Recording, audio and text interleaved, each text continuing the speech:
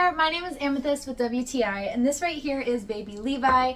And Levi was abandoned by his mom at most likely around 2 weeks of age, and I have been fostering him for the past 3 weeks. And for the past 3 weeks, I've been giving him Petlac for his nutrients, and I cannot say enough good things about this little mix. I'm gonna let him go lay down, and I'm gonna tell you why I love Petlac so much. So I really love that the Kitten Milk Replacement is a powder formula. This was really helpful when Levi got a little bit dehydrated when we first picked him up.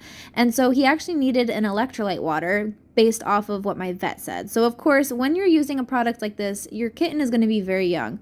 Always check with a vet before using products like these to make sure that they are something that your vet recommends and that there's nothing else going on that might prevent you from needing it. But Levi really enjoyed this formula. I loved that I could customize it to his specific health needs, and I loved that it dissolved very easily and he seemed to really enjoy it. He ate it real quick, and he has developed into a nice healthy cat. So I was very grateful to have this product when he was younger, and now I have a healthy 4-month-old kitten.